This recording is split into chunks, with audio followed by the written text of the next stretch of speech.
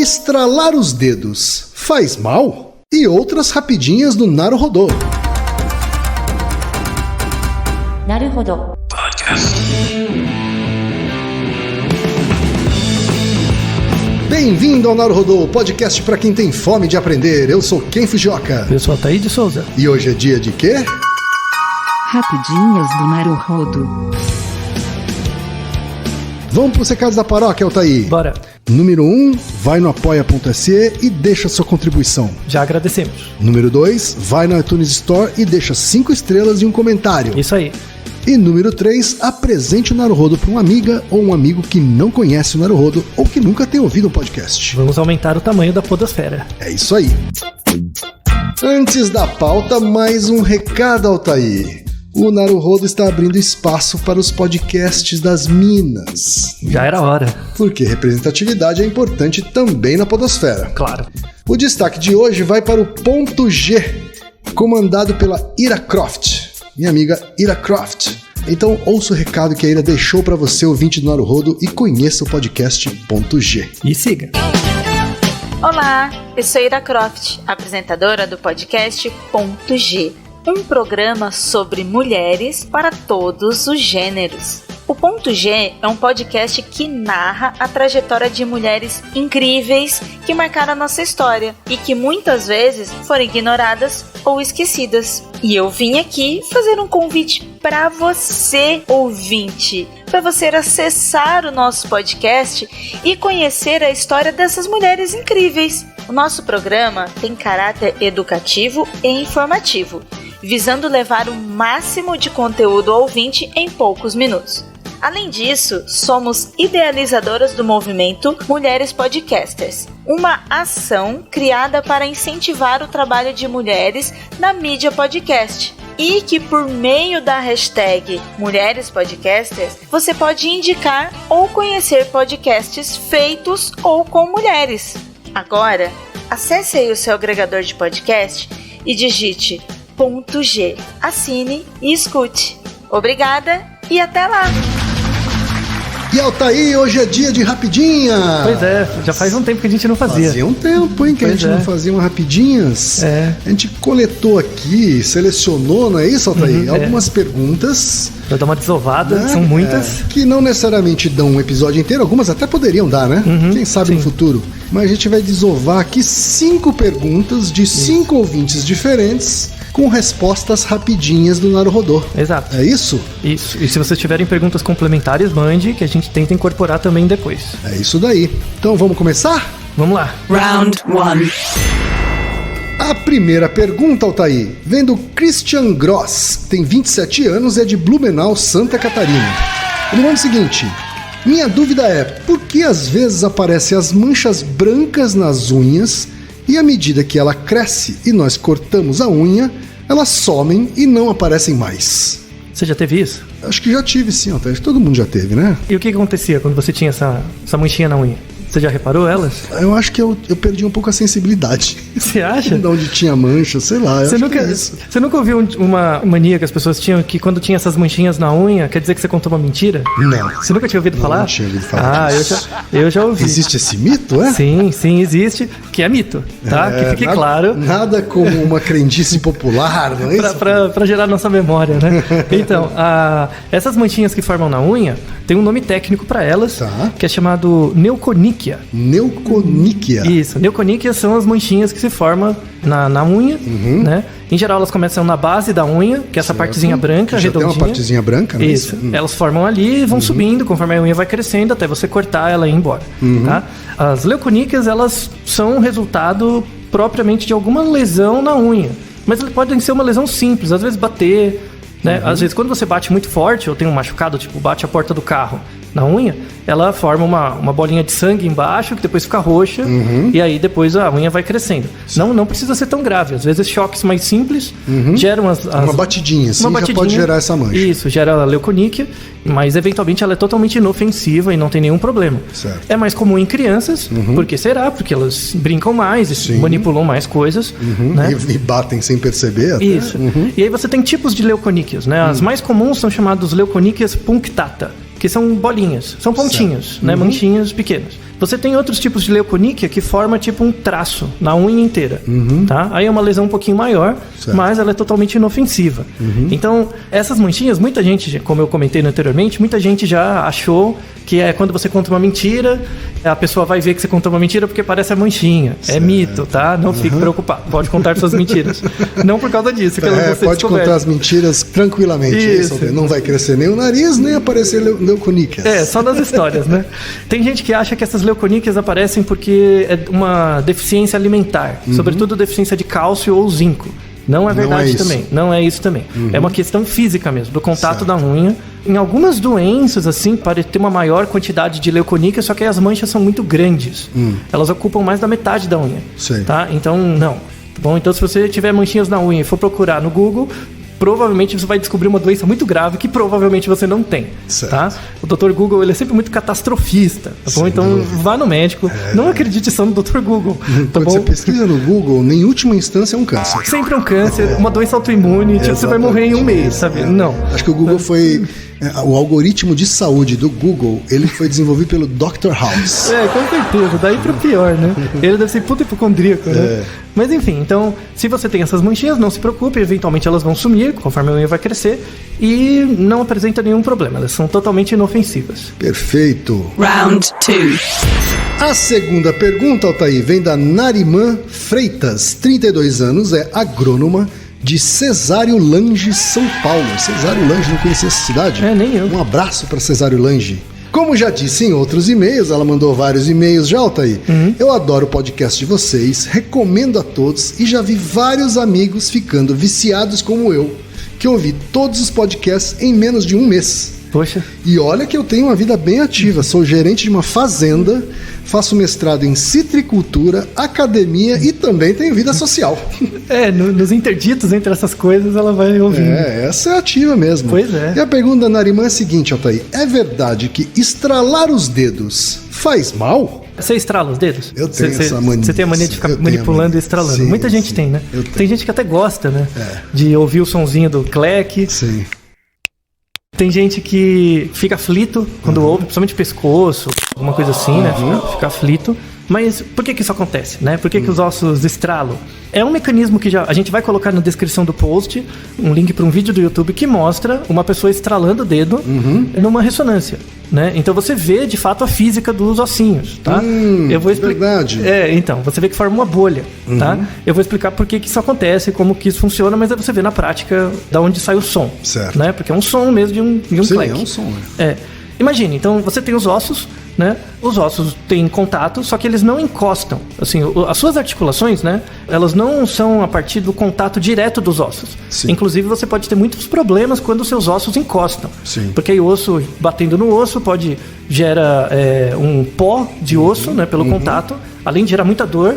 Pode gerar farpas, isso é muito ruim, né? Em caso de osteoporose, coisas do tipo. Sim. Então não é bom. Eu tenho uma hérnia aqui na lombar que é mais ou menos isso, né? Isso, tem um desgaste. Aquele disco que protege o contato entre o osso e o outro está desgastando. Vai desgastando, isso. E logo isso é ruim, né? Os ossos estralam não por causa dos ossos em si, mas por causa dessa cartilagem entre os ossos. Certo. Pra gente imaginar, para ter uma imaginação mais concreta, imagine dois ossinhos, e entre esses ossinhos, imagina que você pegou um balão, uma bexiga, e encheu, mas não totalmente, encheu só com um pouquinho de ar. Tá? Então balãozinho murcho. Isso, ela fica murcha, mas mais ou menos, né? Fica macio. Então você coloca os dois ossinhos, um encosta no outro, só que eles não encostam diretamente porque tem essa proteção de um balãozinho. Certo. Tá? Esse balãozinho, na verdade, são duas coberturas de cartilagem que ficam em cada um dos ossos, né?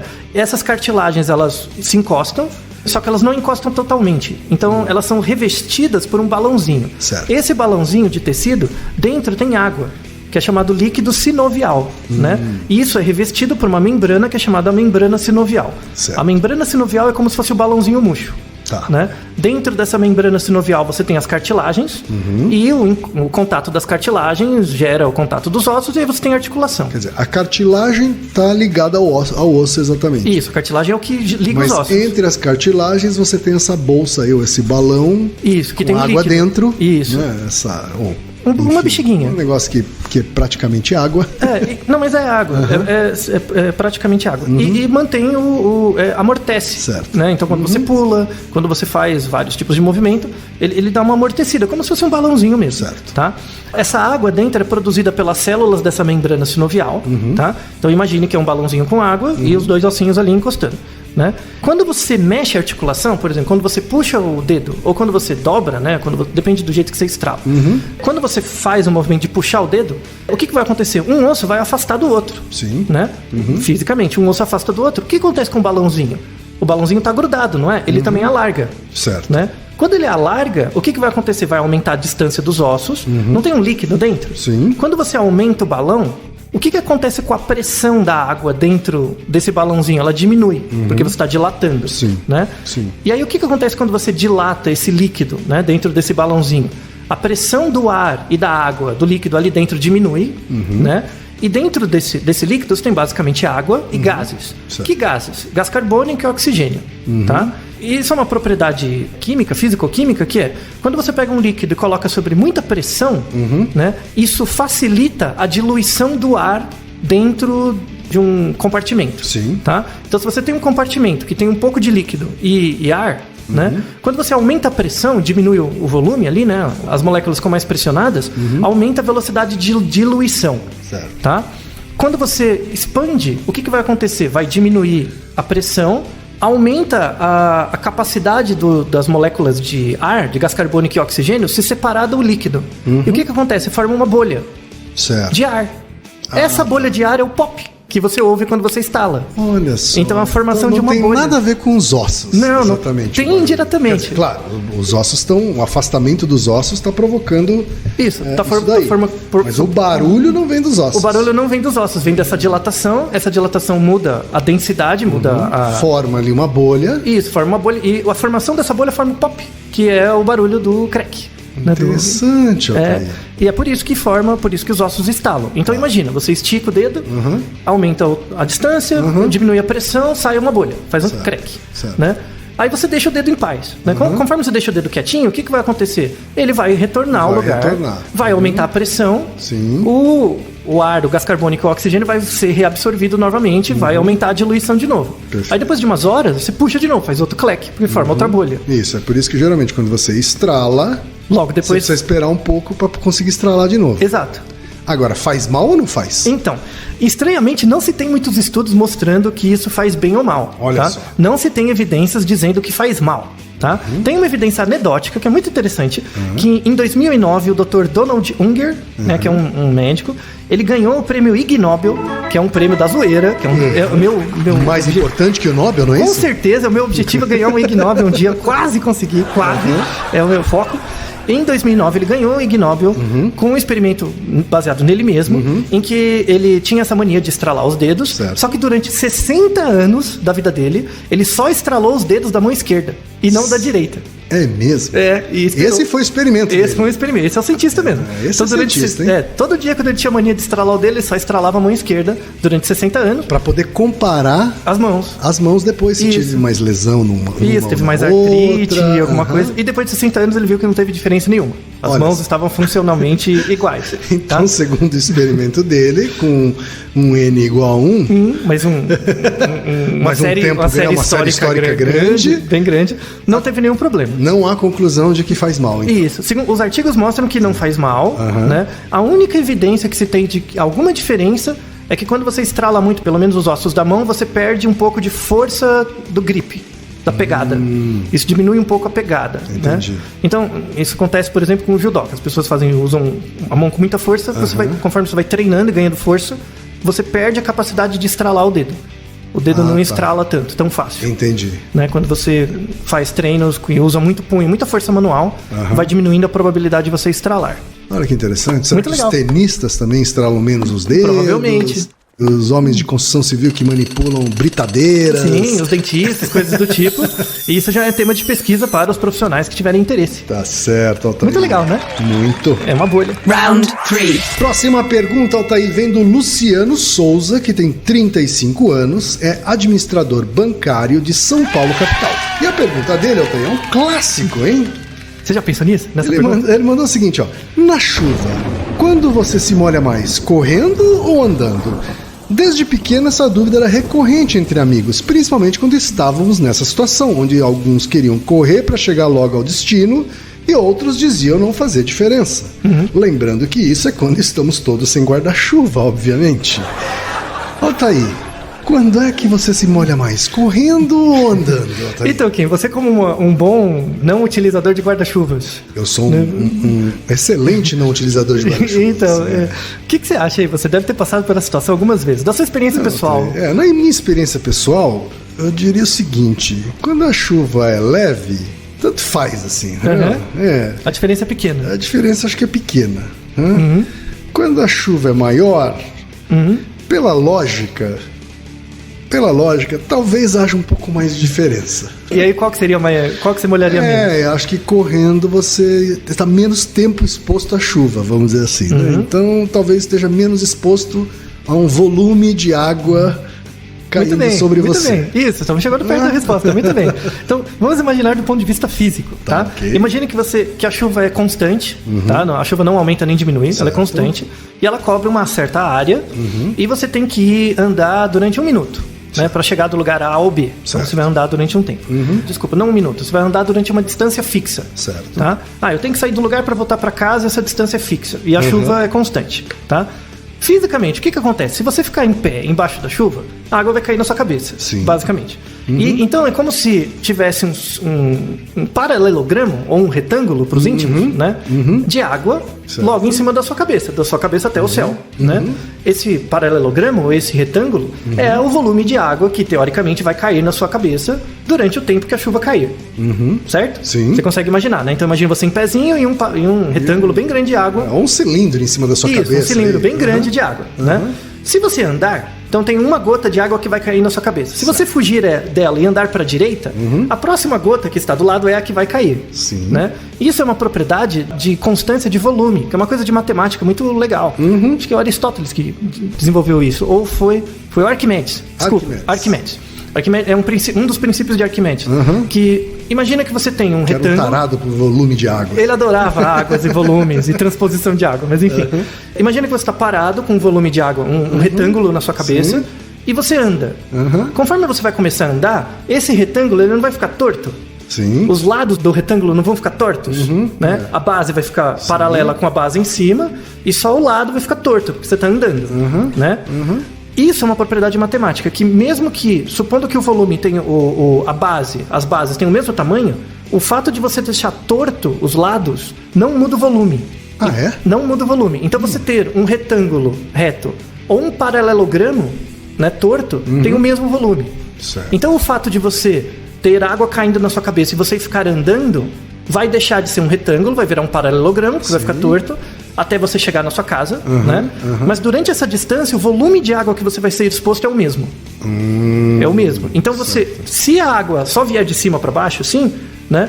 Você andar ou correr, dá na mesma, porque o volume de água é o mesmo, por essa regra do Arquimedes, tá? Mas a quantidade de água que cai em você não é a mesma. Por quê? Vai ter esse cilindro que tem na sua cabeça, mas vai ter a água que bate do lado. Porque conforme você vai andando, a água vem, você entra em contato com moléculas de água, você bate nelas. Claro, tá? porque tem água caindo em todos os lados. Isso, exato. Todos os lados. Então a água está caindo na sua cabeça, né? Tem um cilindro ali na sua cabeça, e tem um outro retângulo ou cilindro de água que você bate conforme você vai andando. Uma parede de água. É uma parede de água, isso. Então, o cálculo do volume de água que cai em você é a soma dessas duas áreas. Certo. Tá? A água que cai em cima da sua cabeça e a água que você vai batendo ao encontro dela. Isso, conforme você vai andando. Aí que vem o ponto de diferença. Porque se você a única água que importar é água que cai na sua cabeça, não faz diferença andar ou correr. Tá? Essa coluna de água que está exposta na sua frente, ela pode variar, né? Ela é constante também, né? Então, você andar ou correr, você vai ser exposto à mesma quantidade de água. Você vai bater na mesma coluna de água. Certo. Esse é o mesmo princípio dos... Por exemplo, aquelas máquinas que carregam terra, né? As escavadeiras. Uma escavadeira, por exemplo, que você coloca no chão e ela vai empurrando a terra, né? Não importa se ela anda a 5 km por hora ou a 200 km por hora, se ela passar pela mesma área, ela vai carregar a mesma quantidade de terra. Exato. Tá? O fato dela ir mais rápido, ela não leva mais terra. Logo, o fato é como se você fosse uma escavadeira. O fato de você correr numa coluna de água, você vai entrar em contato com a mesma quantidade de água. Perfeito. Tá? Então não importa você correr ou não. Tá? Então, se a água cair na sua cabeça, não importa a velocidade, você vai ser exposto ao mesmo volume. O bloco de água ou a coluna de água que você bate conforme você anda, também não importa a velocidade, também é o mesmo. Então parece que não importa você andar ou correr. Aí tem um detalhe. Falta um detalhe, que é o seguinte: a fórmula da quantidade de água que bate em você, né, na chuva, é o volume dessa coluna de água sobre a sua cabeça vezes o tempo que você é exposto à chuva. Certo? Sim. Porque se você se expor 1 minuto, vai cair uma certa quantidade, essa coluna. Claro. Se você se expor 10 segundos, é uma outra coluna menor. É óbvio. Tá? Então, só imaginar a diferença entre parado e em movimento. Isso. Então, o cálculo da área é essa coluna de água sobre a sua cabeça vezes quantidade de tempo, tá? E isso multiplicado também pelo volume da coluna de água que você bate, vezes a distância. Certo. Né? Então, uma coluna de água de 5 metros é diferente de uma coluna de água de 10 metros, que é o quanto você vai percorrer. Claro. Tá? O que eu posso minimizar nessa fórmula? Então, eu já mostrei para você que o paralelogramo da água que cai na sua cabeça é constante, não importa a velocidade. Certo. O volume da coluna também é constante, porque você vai passar por ela. A distância, por exemplo, a distância de onde você está até a sua casa também é constante. O que muda? O tempo. O tempo em que você é exposto à coluna que cai na sua cabeça. Se você diminuir esse tempo, vai diminuir o tamanho dessa coluna. Logo, no frigir dos ovos, corra. O máximo que você puder, corra. Porque isso vai diminuir a quantidade de água. Vai fazer essa diferença. Pode ser que não diminua muito, você continua encharcado, mas é um pouquinho menos. Tá certo, então. Muito legal, né? É muita fórmula, hein, pra chegar a essa conclusão? Pois é. Round 4. A próxima pergunta, Altair, é do Rogério Campos, de 37 anos, que é publicitário de Vitória, Espírito Santo. Um abraço aí pro Espírito Santo. E a pergunta dele é: por que o padrão dos links da internet tem essa cor azul bique?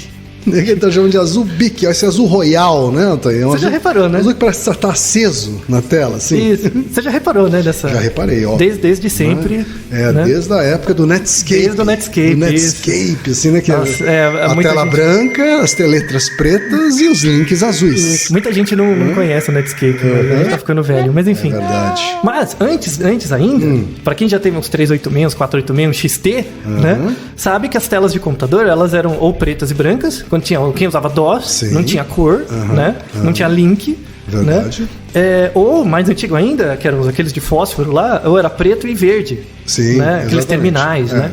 Tal. É uma tela preta com luzes que se acendiam ou não, né? Isso, com LEDzinho. Verde, uma cor meio estranha, né? Ou laranja, tinha as laranjas. Tinha as laranjas também. Aí ia perdendo a cor, né? Ia ficando pior. Né? Isso, então, só com a melhoria dos monitores que apareceu essa preocupação com a cor azul dos links, né? Antes de mais nada, a escolha da cor foi uma escolha arbitrária. Tá? Foi por acaso. Tá bom? Depois se viu que, de fato, o azul era uma boa cor mesmo. Tá? Acredita-se, isso não é bem difundido ainda, mas um dos criadores da internet, né, o Tim Berners-Lee, né, ele que chutou, falou, pode ser azul, né? Mas isso foi meio por acaso. Ele para diferenciar do preto. Isso, ele dizia que era porque o azul dava um bom contraste e parecia bom. Tá? E dá mesmo. E dá mesmo, né? Um bom contraste. Depois foi se vendo que o azul de fato é uma boa cor, por duas razões. A primeira razão é que você tem pessoas daltônicas, pessoas que não têm algum tipo de receptor de cor, né? A gente tem 3, basicamente, que são os azuis, o RGB, né? O vermelho, o verde e o azul. É muito, muito, muito, muito raro pessoas que não conseguem enxergar azul. Certo. Tá? A grande maioria, 99% das pessoas, mesmo as daltônicas, conseguem discriminar tons de azul de outros tons. Certo. Por isso que essa é a grande razão pela qual os links são azuis, porque as pessoas conseguem discriminar, tá? Ela pode não conseguir chamar aquilo de azul, mas ela discrimina de outras coisas. Então, ou seja, o importante, na verdade, ela nem precisa saber que é azul, né? Ela precisa saber que é diferente. Saber que é diferente do preto, né? Saber que é diferente das outras letras. Exato. Saber que, ali é uma coisa clicável. Isso, exato. Então, por isso que o azul é uma boa cor. Certo. Tá? Outra razão, que aí é mais operacional, é que não basta só o azul, né? Porque você tem tons de azul. Sim, então, claro. o Google, por exemplo, como é um site de busca e ele tem que facilitar o máximo possível a probabilidade de você clicar, durante até uma década, eles foram trabalhando nos diferentes pequenos tons de azul. Tá? Então eles faziam um procedimento que chamava teste AB. Eles pegavam durante uma semana e mudavam um pouquinho a cor e comparavam com a semana anterior e a posterior. Certo. E aí via-se, né, num padrão populacional com bilhões de cliques, se tinha um incremento na taxa de cliques, você usar um tomzinho de verde ou de azul um pouquinho diferente. Certo. Né? E aí, coisa de 2, 3 anos atrás, eles definiram um azul que é o azul definitivo, que é o que facilita o azul mais clicável de todos. É o azul todos. mais clicável. Tá? E aí eles usam isso como padrão até hoje. Uma coisa interessante é que esse padrão perceptual de escolha desse azul, né, independe da cultura. Vamos falar de novo, vamos relembrar que, por exemplo, no japonês você tem 2 palavras para azul e verde, o aoi e o midori, só que essas palavras foram estabelecidas muito recentemente. No passado recente do Japão, era tudo aoi. Tudo aoi, verde azul e azul e verde era aoi. Era a mesma coisa. O mar é aoi. Isso. O verde do mar é aoi e o azul do céu é aoi. Então, quando você fala que uma fruta, em japonês, quando você fala que uma fruta tá verde, você não usa verde, você usa azul. Sim. Né? Você fala que a fruta tá aoi, que é o azul e não o verde. Então, mesmo no japonês, que as pessoas têm uma diferença na nomeação da cor, elas se comportam na probabilidade perceptual de clicar num link do mesmo jeito do resto do mundo. Certo. Então, esse trabalho do Google ajudou a mostrar que uma coisa é como você percebe a cor e outra coisa é como você nomeia a cor. Do ponto de vista pré-consciente, né, as pessoas reagem de forma mais ou menos padronizada, porque isso tem uma causa material bem biológica. Mas quando você pergunta para ela que cor você prefere, aí entra a questão cultural. Então essa é a grande descoberta que esses estudos do Google mostraram. E respondemos a pergunta por que os links são azuis. Tá certo, tá respondido, Rogério. É isso aí. Round 5. E a quinta e última pergunta, então, tá aí. Vem do Caio Lima, que tem 26 anos, é fotógrafo de João Pessoa, Paraíba. Um abraço pra Paraíba.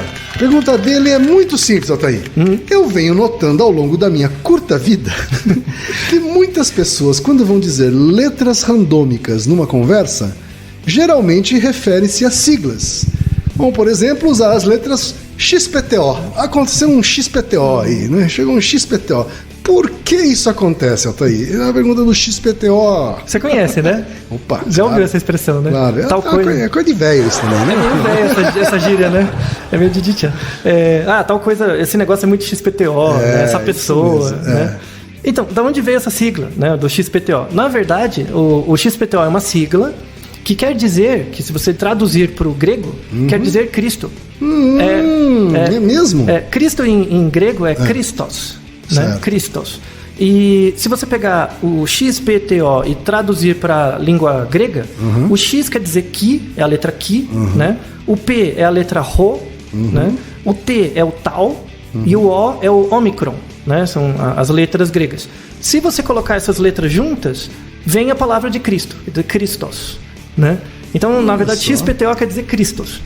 E essa expressão, né, essa sigla, foi utilizada no século XIX em Portugal. Era utilizada como uma definição de um termo genérico. Em inglês, a gente tem isso. Por exemplo, uma empresa qualquer. Quando você vai falar de uma empresa qualquer, você chama ela de Acme. Acme, que os Looney Tunes usam, né? Isso, Acme é a empresa mais importante do mundo. Uma definição genérica de empresa é uma Acme, né? As caixas que caem em cima do Coyote? Do Coyote, isso. São todas da Acme. Isso, mas é uma definição de genérico, sim, né, em inglês. Claro. Você tem, por exemplo, nomes de pessoas genéricas, o John Doe. John Doe. É isso, em inglês. Em português, de Portugal, você tinha essa definição de empresa genérica. Era o XPTO. Então entendeu? O XPTO é a versão portuguesa de Acme. De Acme, Isso em textos dos anos 1900, você tinha definições meio jurídicas, por exemplo, a empresa XPTO, quando você fala de uma empresa genérica. Claro. Só que pelo uso da língua e a língua dinâmica, acabou se adotando um tom jocoso. Né? Então, esse computador é muito XPTO, quer dizer que ele é muito ruim, ele é muito genérico. Né? Qualquer coisa. Isso, e aí perdeu-se a questão de generalidade e virou uma coisa meio de jocosidade, né? de ironia. Então, uma coisa própria da língua portuguesa. Isso, e veio para o Brasil naquela época e se instaurou como algo assim. Perfeito, Altair. Muito bem. E terminamos assim. Espero que vocês tenham gostado. Mais um Rapidinhas do Naruhodô, ilustríssimo ouvinte. Você sabia que pode ajudar a manter o Naruhodô no ar? Ao contribuir, você pode ter acesso ao grupo fechado no Facebook e receber conteúdos exclusivos. Acesse apoia.se/Naruhodô Podcast.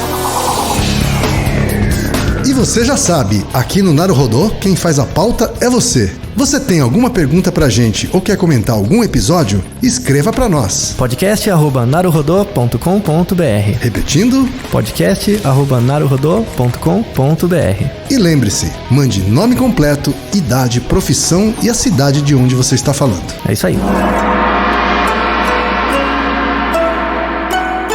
Naruhodô. Esse podcast é apresentado por b9.com.br.